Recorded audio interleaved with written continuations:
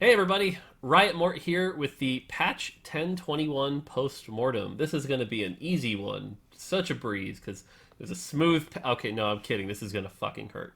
Alright, but did want to do something a bit differently, and you'll see this for the patch rundown as well, which we actually just finished filming. We did that first. I'm joined by Static, who is actually our new head of the live team on TFT. Ever since we shipped Fates, the team is actually growing because TFT is doing awesome and we want to grow. So we're going to give me a little more time to do more leadership stuff, and we've actually expanded the live team. There's actually more than one or two people on it, which is great. And Static is heading that up and has been since we launched Fates. So I wanted to give him a chance to join us and talk about the patch as well.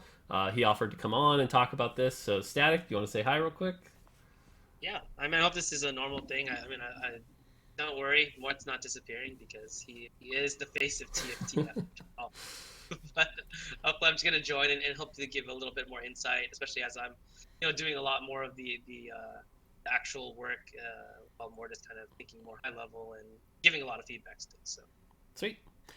Okay, so we will skip the B patch for a second. We'll come back to that, and we will talk about the actual changes. So ranked rewards, those were good. Are you guys happy with those? That part was great. All right, let's skip that. Okay, system changes. We actually should talk about this one pretty in depth. We reverted the shop changes, and I hated that we had to do this because the learning whiplash of I knew the game for 3 sets, the shop was this way. The shop change shipped. I learned it a new way, and now it's changing again. And we were on the fence as a team on this one a lot. And honestly, we still are. It's like, this is such a 50-50 pros cons situation. And it's really funny because after we shipped this change, we saw a lot of people be like, man, I wish that change was back. We've seen a lot of pros actually be like, God, I'm so glad they've reverted this. But yeah, this one has been really tough. The other thing I'll call out is that we actually, one of the big things was like less 3-star 4 costs. And I don't know that we've actually seen that many less 3-star forecasts. So, Static, any thoughts on this? yeah, to be fair, like I think just to give you guys insight, Mort has always been more for not doing the shop change, and a lot of us on the team kept pushing for it because we thought we saw all these potential great benefits of doing it, and those weren't wrong, but I think we didn't really understand the full implications of what we were putting into the game and how it really changed everything. I know a lot of people like loved not having to buy down units as they rolled down, stuff like that, but it made a lot of weird stuff happen to our game, and ultimately, I think this is the right call to just revert this and have TFT the way it was before this. Yeah. Yeah, I still think it was a 50-50 because there were some really good things too. I'll be honest, when I roll the same shop 4 times in a row and it's got that same Xin Zhao that I'm tired of seeing, like, that sucks too. I'm not going to lie. That being said, I will say that one of the things this change was trying to accomplish in the first place was that whole I roll down 100 gold and don't see a single Talon. And so we are committed to finding a different solution to that problem. So hopefully in the future we can come up with something a little less invasive to the system is what I'll say. So, but for now we're going to revert it. Hopefully this gets more people happy with the normal rules, can buy more options. So we'll see how that plays out. The other system changes were the changes to the chosen rules. This is the remove the shitty lost streak or the bad streaks where you could roll 20, 30, 50 times without ever seeing a chosen. Theoretically possible. And you're guaranteed to see at least a chosen by 2-2. I think these changes were just slam dunk wins. The game feels better. Knowing that you see a chosen before the first carousel has opened up a lot of options. So I personally think these are just slam dunks. Yeah, for sure. I think this is. We'll take our victories here in this match as we move forward. We know what we're about to look at. Oh So yeah, yeah, take our. okay, yeah. All right. So speaking of things that weren't victories, okay, I'm gonna skip the hard ones for a second. Let's do the easy ones. Hunter being shifted from a lot of the power pretty even to a little weaker at 2, stronger at 4 and 5. Feels like this was a slam dunk and actually opened up Hunter 4, Hunter 5 comps. And even Hunter 4 and Hunter 5s were like one of the few comps that could do okay against Divine.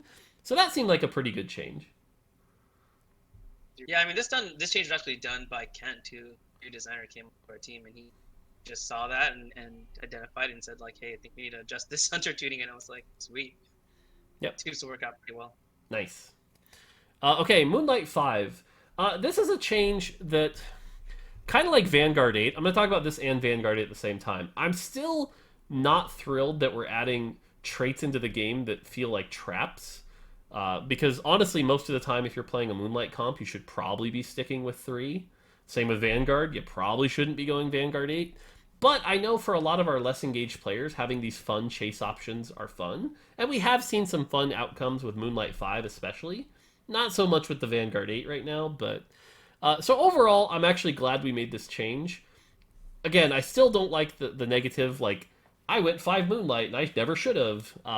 It also doesn't help Aphelios is still in kind of a rough spot right now. But overall, I would give this a pass. Yeah, I think that we also experimented with Moonlight 5 starting up the 3 lowest champions, and Ugh. it just seemed really scary. So like it's just a hard tuning point because of the way Moonlight works, and the set designers were super excited about putting this in, so we wanted to experiment. I think it's overall fun, but yeah, I think it may not be the best thing if you want to gain LP. Yep. Okay, next let's talk about Shades for a second. Shades, we made them stealth after every 4 attacks instead of every 3, basically, and gave them some compensation here. I generally think this has been a positive change. We're still seeing Shades be played. Not so much the Shade Spirit comp that we were seeing before, but that's more of a cause of the Spirit change that we saw last B patch where they went down to 70. But we are still seeing like Shade Zed Ninja. We are still seeing things like that, and they're a little less frustrating to play against. So I think if we were going to do anything to Shade without like literally remaking the trait, I think this was actually a solid change. Yeah, I think ultimately the Shade trait was carrying possibly too much power and making us kind of tune the champions around this Shade effect, and so reducing that, and also it was just really frustrating to play against this, like, Zed just stealthing every 3 attacks and your character just like bugging out and not attacking him. So Yep. this brings it. I think it's brought into a much more reasonable spot. Now we can buff the Shade units if they're not living up to expectation. Yep. All right, so let's talk about Adept. Adept is something I actually get to take credit for here. Adept before the patch at 235 seconds was basically a non-trait, or at least it felt like it. You basically didn't run this, didn't care. If you happened to want to run those units, like, fine, you took Adept. The reality was, because of that, I was trying to solve that problem, so I buffed it up pretty much as low as I possibly could. But the reality is, Adept as a design might just be fundamentally flawed, because it is a lot of invisible power. Slowing the entire enemy team for even a half a second more of 50% is just massive amounts. And that, coupled with the fact that the static Shiv change also went in, the combination of the two was gross. It was a giant miss. This is an example where I think rushing something in to try to make something better, and I talked about this in that Reddit post where it was like, sometimes we're just like, hey, no one's playing Adept, we should try to fix this. We tried to rush something in with a number change, when the reality is, if we were going to fix Adept, we should have made it just not quite such a binary power spike. And so in the end, this change I think was a giant miss. I think the patch would have been much better had we just said, let's not do this right now, let's wait and come up with something better. And I think this, and along with many of the other changes we're going to talk about today, are one of the things where we're just like, let's not rush in a number change to try to make things better, let's really get it right. So Adept was definitely a miss. All right, Ninja. Let's talk about Ninja. Yeah, I think Ninja, this is going to be a recurring theme in this patch, where I think that the change itself was right, but the magnitudes were just pretty off in some cases. In this case, I don't think it was totally off. We were not seeing anybody play Ninja. I think a lot of players were excited about the return of Ninja into the set, but that value, even though it looked huge, 120 spell power and attack damage, it just wasn't enough to go through the trouble of awkwardly running a weak board because you don't want to put in multiple ninjas and then finding Shen and then popping it all. So I do think it was correct, but the magnitude's a bit high here, and we ended up pulling back on it in the upcoming patch. So Yeah, like I said, a recurring theme that we'll see moving forward in this. Yeah, this is one where definitely, some yellow flags were raised because it is a big change, but you did have data that was basically like it was barely being played, and the people who were playing it weren't performing with it. So the data certainly backed up your theory here, and this is one of the challenges of balancing that I've seen throughout the 3 sets I did. Is just like if you go too soft, nothing happens. If you go too hard, sometimes nothing happens, and sometimes you overshoot, and it's hard to predict sometimes. So yeah, TFT really feels like that Goldilocks thing where you just got to get it just right, and everything's so interconnected, and one number being too big can like completely shift the mix. So yeah. All right, Cultist. Cultist. This was the change where Galio scales with the star level of the champions. Overall, I think this was a positive change for the game with a slight asterisk. Uh, you have to separate out like the design of Cultist with where it is in the meta. For the design of Cultist, this is a positive change. Now it's not like this crazy spike at 3 and 6, and you actually have to invest in it to get that power. But it had the side effect where Cultist spot in the meta was use it as an early spike in 3 and transition into something else. Or go to 6, ride that till like level 8, and then transition into something else. Investing in Cultist was pretty much always the wrong play, but it still had its use. Now, because we've made this change, it's almost never go Cultist. It's like it's too expensive to invest in it early, and you end up kind of like never really committing to it either. So I think moving forward, it won't hit in 1022, but hopefully in 1023, we can buff this up a bit so it actually can be worth committing to, so that it still has a place in the meta. But overall, I think for the long-term health of the set, this was a change that was required, even though it had negative ramifications on the meta. yeah, in the next patch, you'll see we're like working on some changes and to help kind of like tune this up. But I do think it was correct to implement this system, and now hopefully Galio, with a couple of other changes we've been trying to experiment with, can a threat in the late game, so that you don't have to just transition out of this comp if you want to play Cultist as a real composition. Cool. Okay, let's skip that one for a second. Let's do Fortune first, real quick. Fortune change. This one is like just a slam dunk. We nerfed Fortune at 0, 1, and 2 loss, which made getting that early Fortune 3 not quite as oppressively strong, which made it healthy. We removed the 5 costs from the 4 loss, so no more Kane at 2, 6. No more of those shenanigans. And we buffed 6 a bit. Cool. Generally, I think Fortune is in a pretty good spot right now. It's a very fun comp. If you hit an early chosen Tom Kench or Annie, you consider running it for a bit. You can make 6 work if you get some higher. Like, it is just a fun trait. It finally feels like it's in the right spot. Hopefully upcoming we can add some more fun to it, but for right now, I think it's actually finally in the spot it's supposed to be. Yeah, I think if you're a Fortune lover, you should just thank Mort, because he's the one getting dirty inside of all this and with spreadsheets and figuring it all out. And I think the funniest part about Fortune for me has been like some regions really love it. Like I know NA thinks it's like so broken if you can hit it early, and some regions I know like just don't value it as much. So it's kind of funny. I hope we get a tournament someday soon, and we'll see if it pays off for somebody. Oh man, Fortune in a tournament would be pretty funny. All right, let's talk Divine. So going into this patch, there was a problem. Divine was a really awkward trait.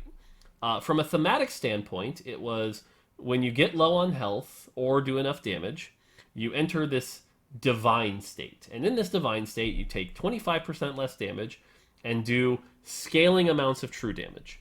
At like 2, it was 20%. At 6, it was like 75%. And at like 8, it was 100%. So you were doing like double damage. The reality was, a lot of people were playing 2 Divine. 2 Divine was everywhere because, like, giving your Bonky Kong 25% DR, good stuff.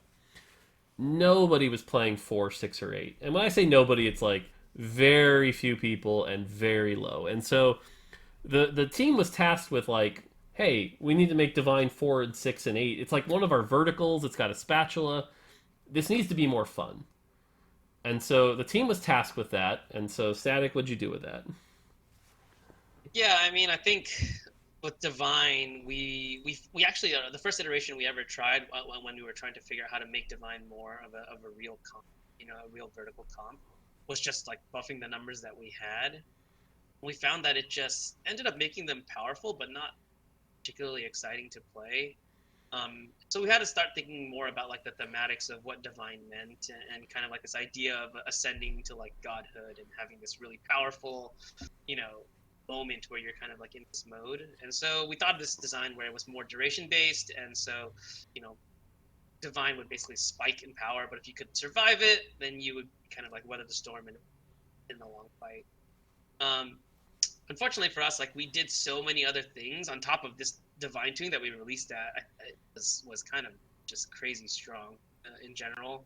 One of the things we missed the most, I think, was the duration scaling up to 9 seconds at 6 divine. It turns out, like in TFT as it stands right now, and for the past couple of sets, as you get into the late stages, 6, 5, 6 fights are pretty fast, and so 9 seconds of divine is like pretty much the whole fight. So that's something that we definitely didn't think super carefully about, and I think that made us not really understand it. But you can even see here, even in the patch notes, I don't know if you're seeing this more, but like it says 66% DR.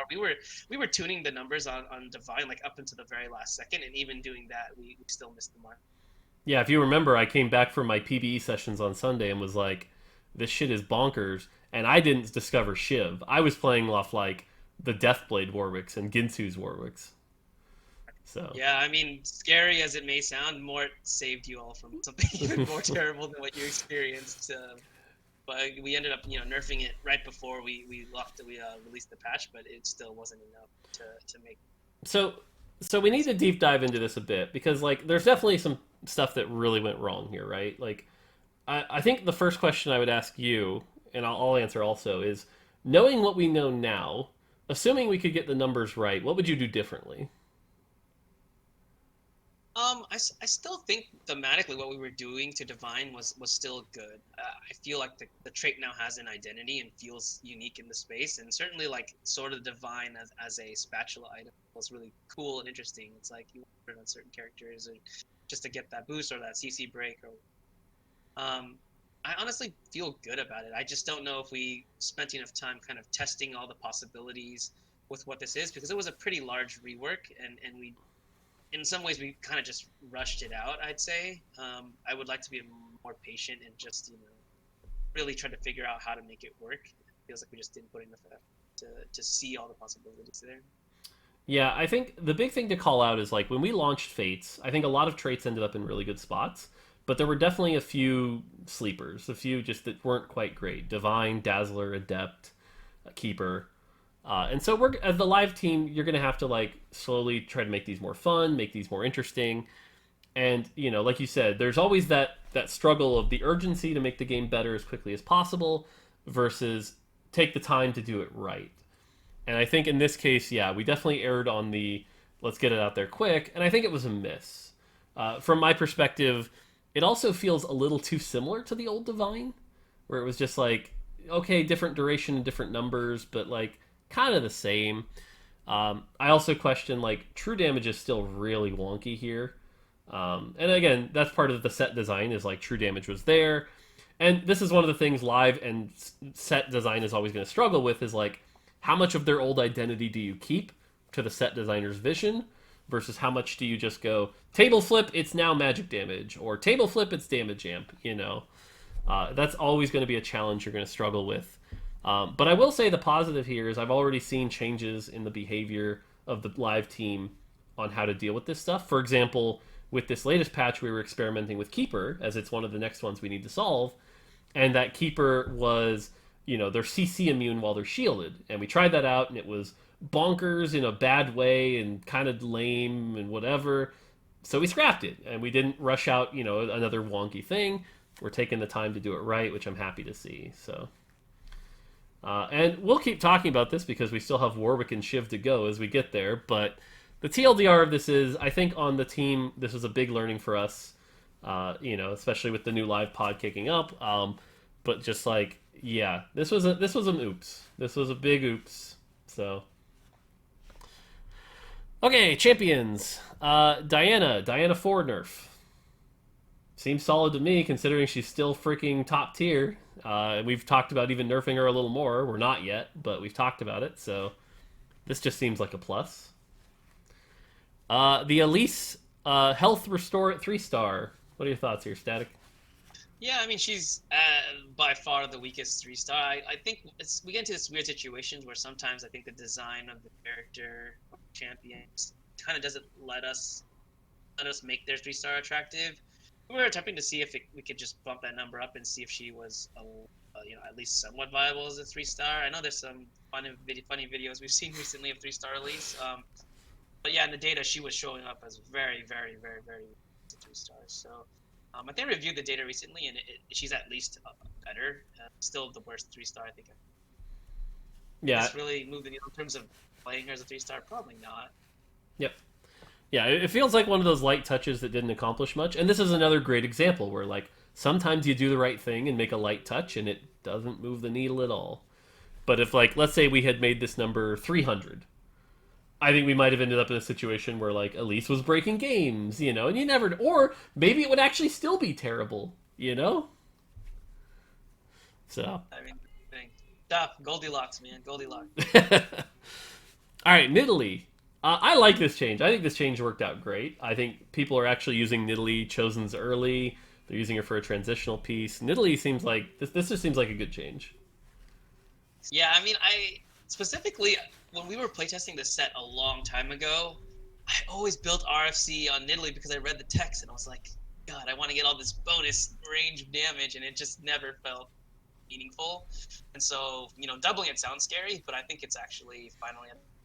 Not that you're going to itemize Nidalee with the RFC, but it feels like it actually hits really hard when you get those long-range spears. So I think her delivering on her fantasy and being kind of like a strong early... It's been a good thing. Yeah, I think this has been solid. All right, Aphelios. No longer firing turrets when Aphelios is disabled. So I'm going to say this was a good band-aid, but a bad change. Because the reality is, we took a champion that was frustrating as hell to face. Just straight up frustrating. I think the previous B patch actually got him to a close to balanced state, but he was just frustrating. And we made him less frustrating.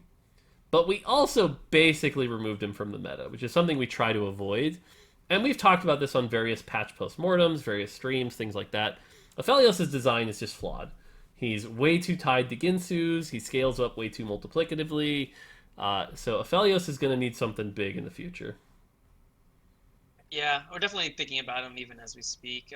I think the hard part about, and I'd like to give insight to whoever's watching. We love you guys, but it's tough when we have to do like what are the micro patches, like these A and B patches, these hot fixes.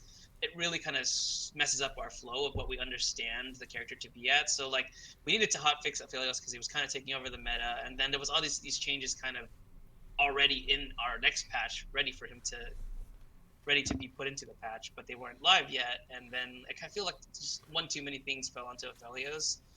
He kind of just feels a bit bad right now.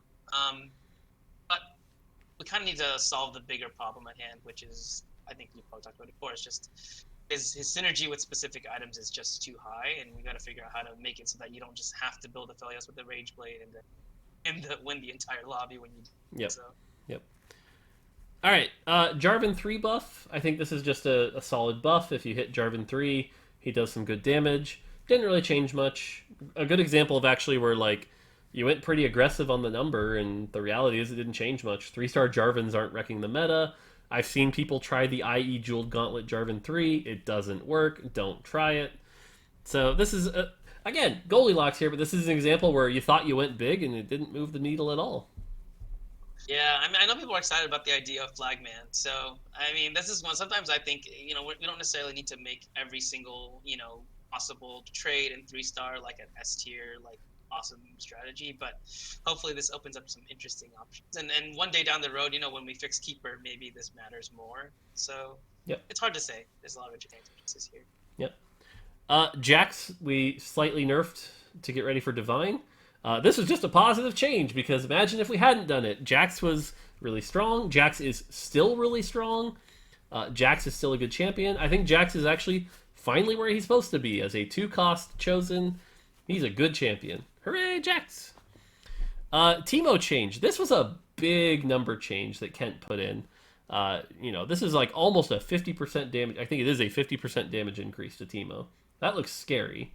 But overall, this seems to have been a solid change. Yeah, I think one of the weird parts about Teemo is because his spell is a damage over time effect, and he constantly like overlaps it a bunch. It's not actually ending up being as much damage as you would think. But yeah, I think Teemo was also just not really finding his place within his compositions. He was kind of just put in there for his tags, and this gives him a little bit more possibilities to actually be a carry, contribute to his comps, especially like sharpshooter. So yep, yeah, I thought it was good. Yeah, it's also been cool to see some Gunblade Teemos pop up, because he does a lot of damage over time and he slowly heals up to full. So that's been kind of cool to see. I did that on PvE. It was so fun. But... All right, Kennen. This one is another one where I don't think you and I are quite aligned. I thought this change was awful, personally. And the reason I thought it was awful was because, like, Kennen 2-star combined with the ninja change, Kennen still at 2-star kind of feels like not that great. Very hard to play unless you have exactly GA Morello, and position in such a way that he takes all the damage so that he can do his AoE, and even then it doesn't hit the back line, often gets CC'd. He just doesn't really feel like a great champion at 2-star. But then at 3-star, you may as well auto-win the game. Like, he is a god at 3-star. And I personally don't really like that, like, massive jump from, like, bad to godly. But what are your thoughts here? Yeah, it's weird. I actually was reviewing these notes maybe today or yesterday, and I actually couldn't believe the number that was there. I thought I messed something up. I think I was just referencing because we tried to use some mathematical models to understand, like a 3-cost 3-star should be X% more powerful than their 2-star and stuff like that. This is one of those cases where maybe his 2-star was messed up and we needed to account for that better. Yeah, I mean, Kennen was representing as one of the weakest 3-stars at 3-cost, but this puts him pretty much near at the top. Besides a Kali. Yeah, I think it was like a Kali, then Kennen, then everyone else. Yeah, I mean, yeah, I could agree. This was going too far. I think it could have been buffed. I think there was room to buff it, but that's a lot. That's a big number, especially for an AoE number, right? That's hitting multiple units on the board. That's pretty scary. Yep. So Vigar, this change was one I pushed for pretty hard. I think this change was correct, but I think we should have given him some compensation AP. And again, hard to tell Goldilocks here. I think it is much healthier that 6 Elderwood, 3 Mage Vigar isn't scaling to infinity with 3 defensive items.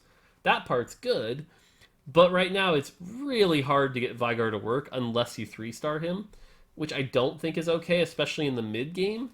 He should be excited. You should be excited to hit an early 2-star Vigar at stage 2. Instead, it's just it's okay. Yeah, I think Vegard is another similar case to Aphelios, where he was dominating the meta, and we kind of rushed some changes in for him, and didn't really get a lot of time to test and really think through every kind of fallout of it. I do agree with you.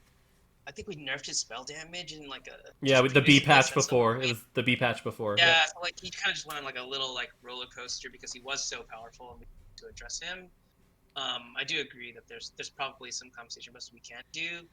I also do think he's a little bit of a meta-dependent character. If fights are really slow, he's super good because he's just going to clean up and get so much spell power from each combat. And right now, I mean, with the Divine patch, the fights were so fast, he was completely irrelevant. Yep. But I'm not sure if he's going to be as irrelevant in the upcoming meta. He's certainly not the best unit. Something to keep an eye on. I think there's something worth talking about there too, right? Where it's we had the B patch where we addressed Vigar and we went light. We nerfed his spell power. And then we had to do the actual patch where we went heavier.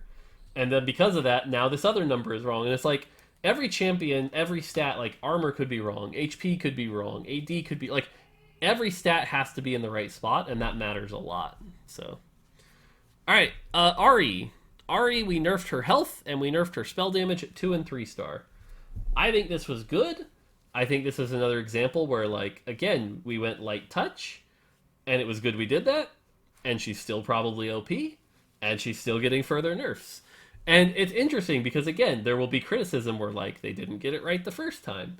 But I think if we'd went heavier, it probably would have been worse. So I think this was the correct call. I think this was the correct amount. I'm happy with this change. Yeah, I think Ari also just as she's a little bit of an anomaly in the data. She doesn't always look like insanely OP, even though we watch and we see a lot of our, really engaged players saying like, hey, Ari is a problem. You guys need to nerf her. We didn't see her like wildly out of line. So I think doing this was really great, but it's interesting to see that she's not actually, just in the data, she just doesn't seem like she's as powerful as she seems to be. So I think she's a high success, high fail champ where it's like when she sucks and you don't quite have the right items for her, she is awful. But man, when you pull it off and she gets that cast, you win! You did it! So. And she gets the cast when she's getting kicked out by Lee Sin. Oh, good reference to the milk video. I like it. I like it. All right, Jin 3. This was a massive nerf of 75%. Guess what? It was still correct.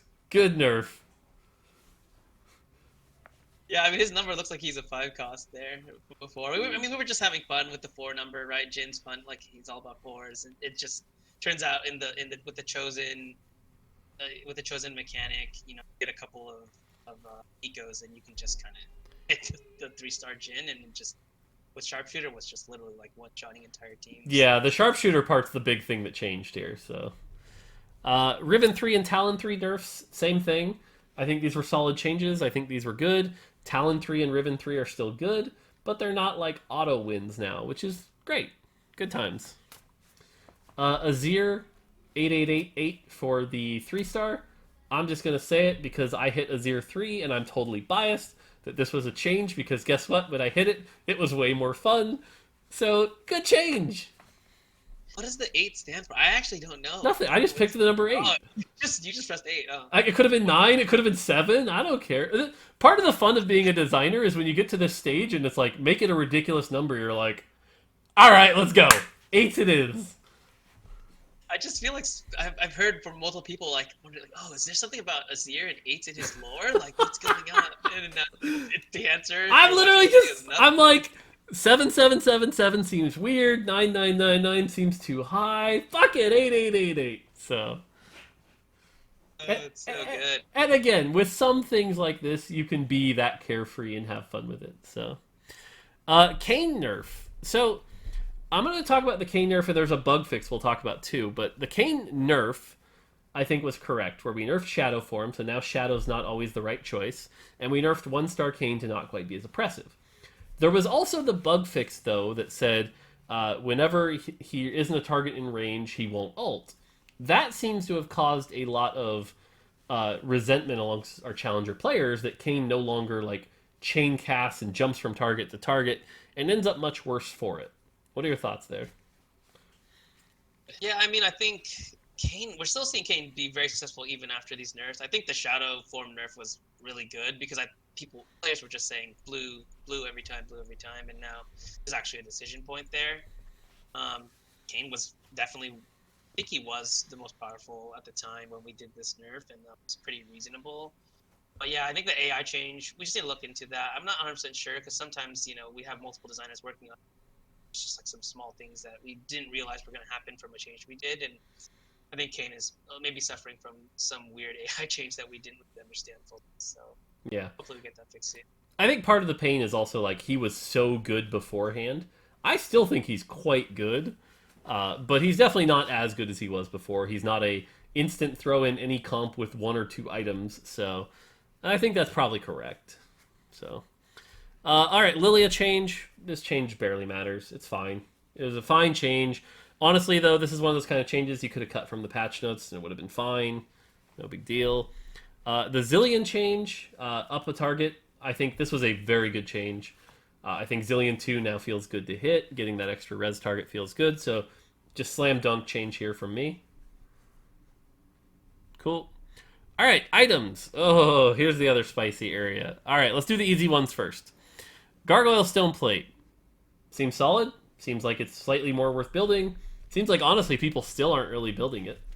So, seems solid. I mean, Yeah, Gargoyle was. I think it's just an item that's really specific, and now it's in an okay spot. And before it was just way too even considering it in its best position in running a solo tank. So. All right. Now I said like, okay, let's do the easy ones.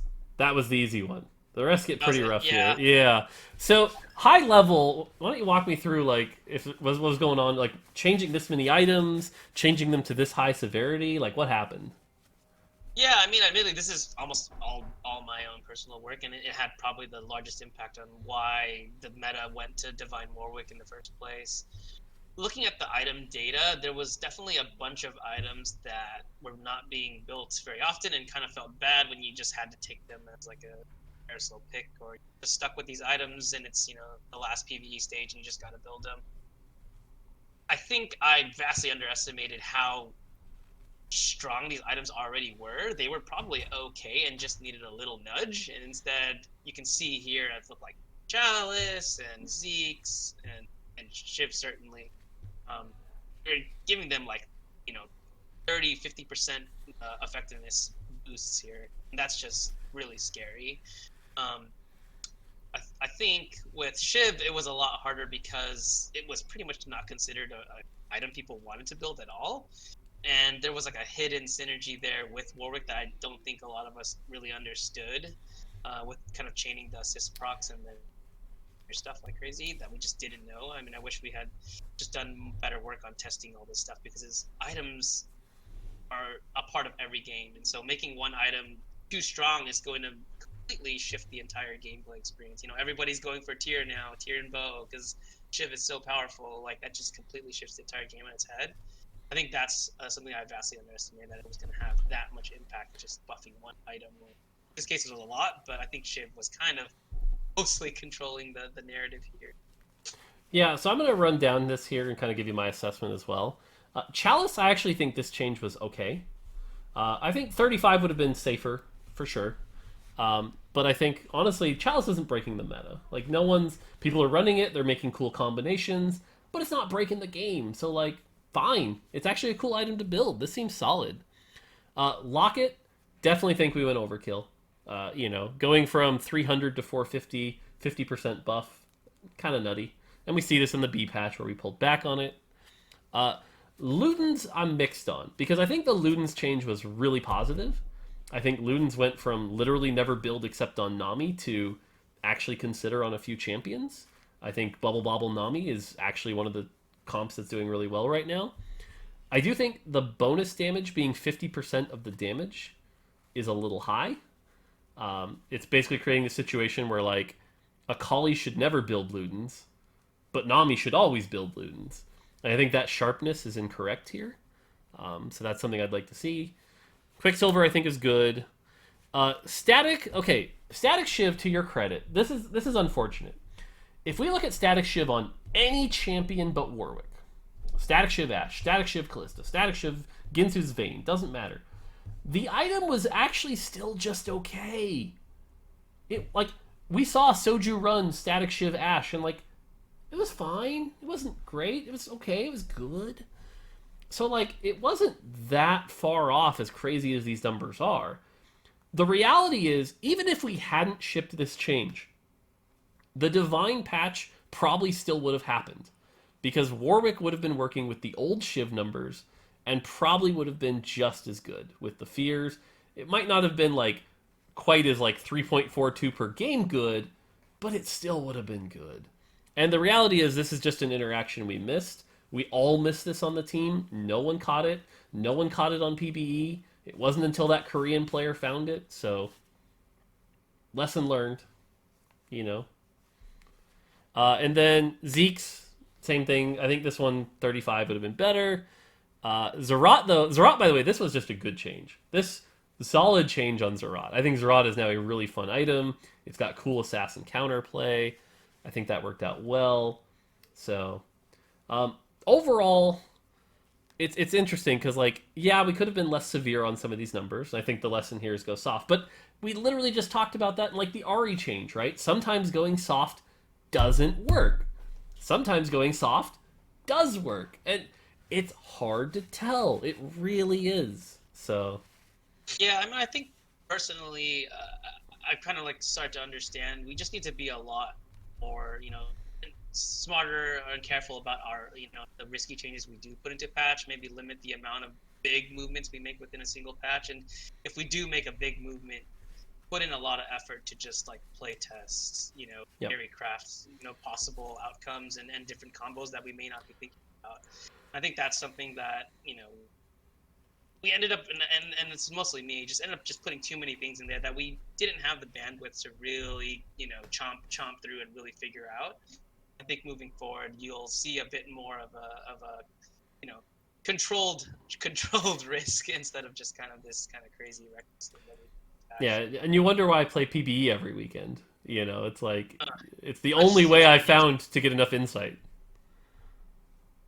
So, all right, bug fixes. Not going to go over these. We should have fixed bugs. We did fix bugs. I'm glad we fixed bugs. The one actually to talk about though is Pyke's ability now hits slightly in front of him, allowing him to hit cornered units.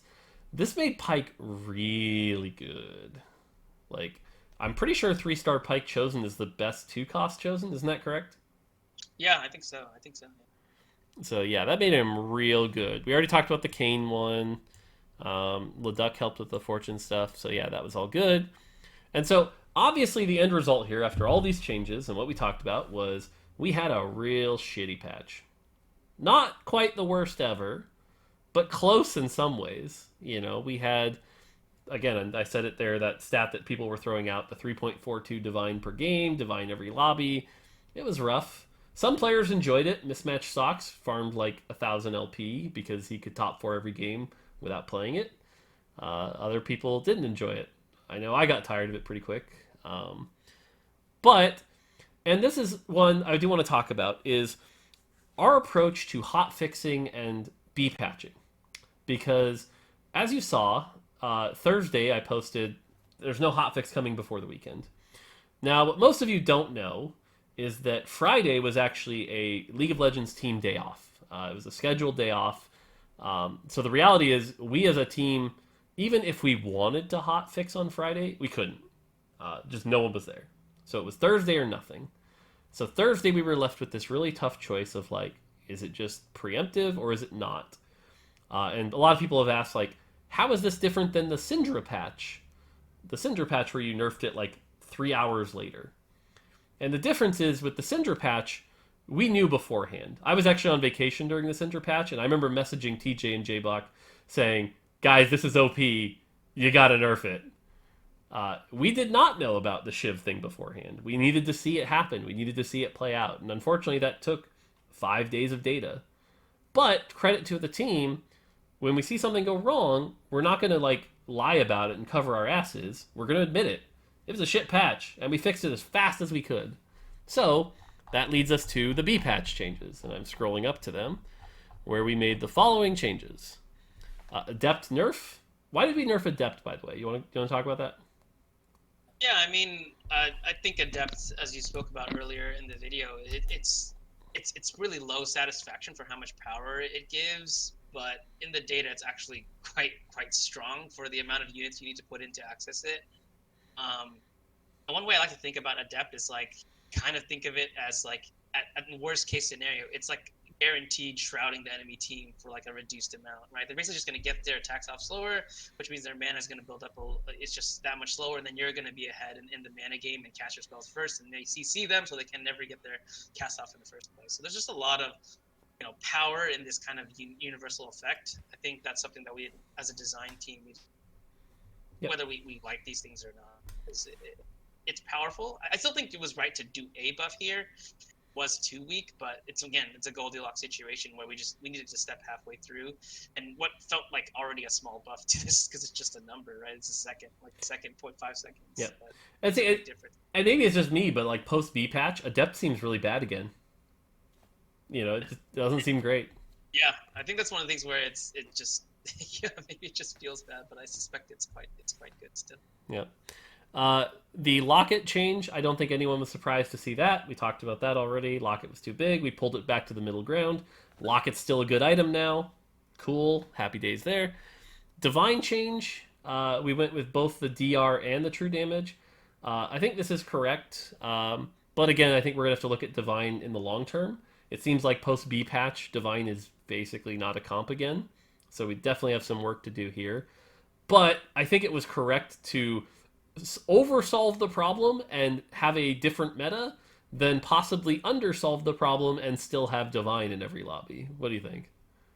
Yeah, I mean that's the huge dilemma we had with any micro patch. Really, it's like if we put out a change and Divine's still destroying everybody, like that's just a really disappointing experience for everybody involved.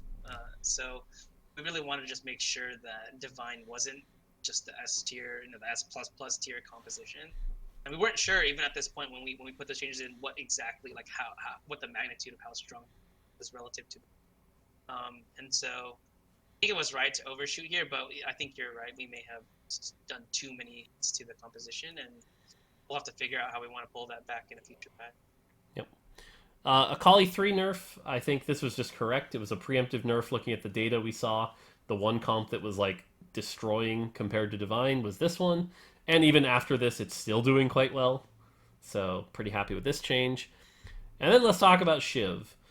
Shiv, this is not a light change. You took Shiv out back and you beat it with a baseball bat. Why did you choose to do that?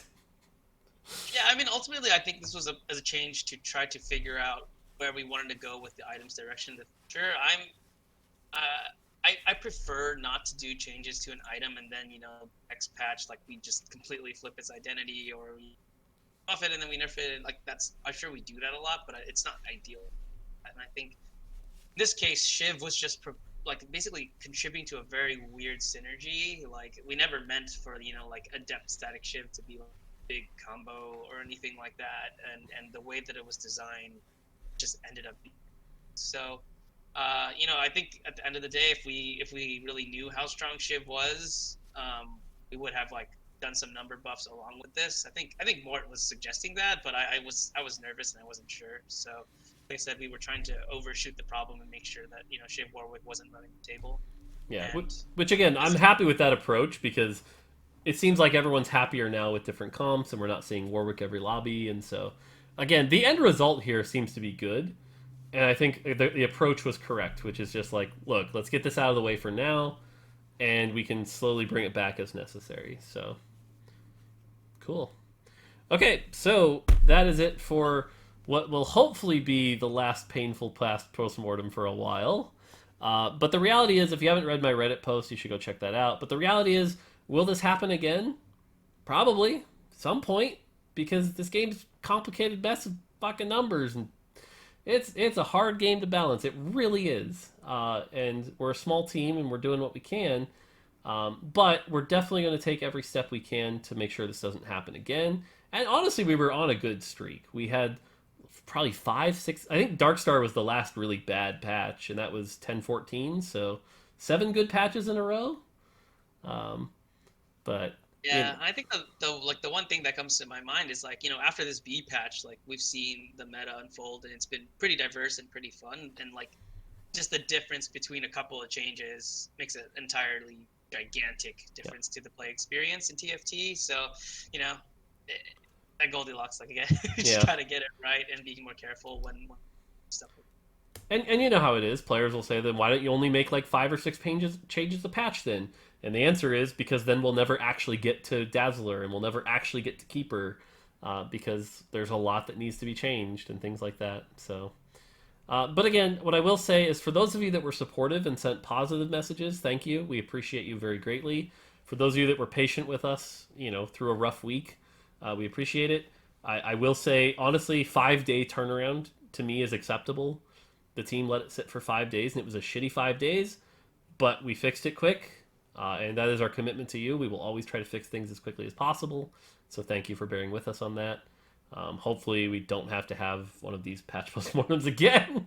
Hopefully they can be a little shorter and friendlier in the future. So, but I promise you, if anyone's feeling bad about it, it's us. Yeah, I mean, we watching the patch unfold like that and also playing ourselves, it sucks. It sucks, for sure. Yeah, you definitely, all you want to do is fix it as soon as possible, but... Alright, that's going to do it for us, I think. Hopefully this is a relatively reasonable patch postmortem. Sorry it was a little long. But on behalf of the whole team, thank you for joining us. Static, any closing words? Oh, I mean, always thanks for playing TFT. Really appreciate it. Keep making you guys excited to keep playing TFT. So Sweet. All right, that's going to do it. Until next time, as always, take it easy.